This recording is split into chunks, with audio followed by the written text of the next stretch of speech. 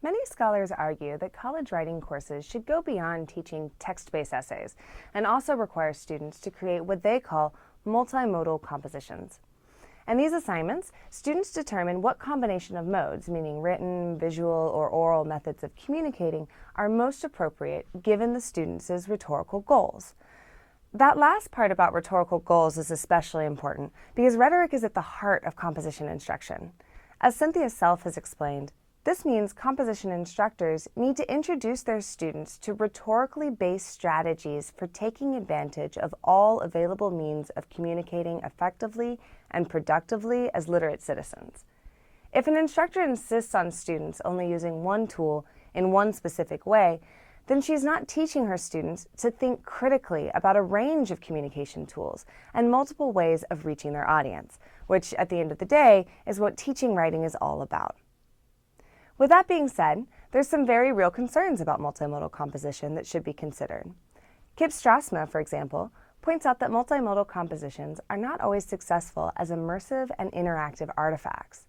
Strassma studied students engaging in hyperfiction in 1997, and he found that their main reactions to the text were frustration and confusion. Then, over a decade later, he observed two people interacting with new media texts, and he found very similar results. Strassma concludes that readers experience frustration because they aren't able to construct themselves as readers in the face of these texts. They're not sure what to do with them. Part of the problem may be that these readers are trying to read the hypertext in the same way they read a book or an article. David Buckingham points to this issue when he argues that analogies between print and audiovisual media fall down when we look more closely. His point is that trying to evaluate multimodal compositions with the same criteria for evaluating text-only compositions is ill-advised. We need to be conscious of and careful about our integration of video and audio communication into our definition of literacy. We must make sure that we fully understand the complicated nature of multimodal composition, which, as Gunther Kress explains, calls upon multiple logics that are not the same as linear, text-based communication.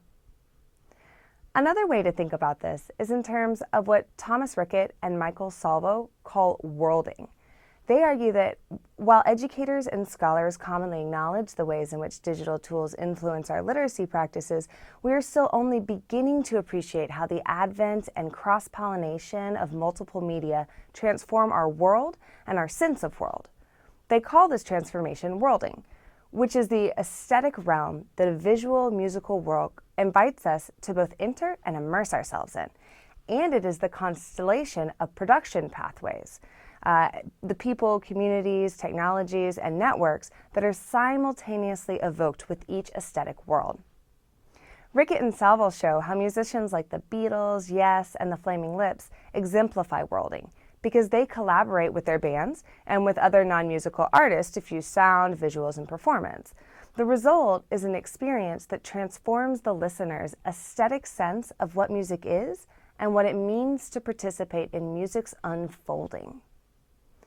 A more recent example of this worlding might be Bjork's 2011 interactive album, Biophilia, which works like a video game. The way you play the game actually changes the music that you're hearing. The salient point here is that defining digital literacy as something that incorporates the multimodal consumption and production of new media is a fundamental shift from print literacy. Rickett and Salvo recommend that we look to the avant-garde musicians who have already acknowledged this shift for models of composing with new media. And when we're thinking about this in terms of teaching college writing, multimodal composition should be far more than adding an image or a soundtrack to a written composition. It should push our students to see the world in a new way.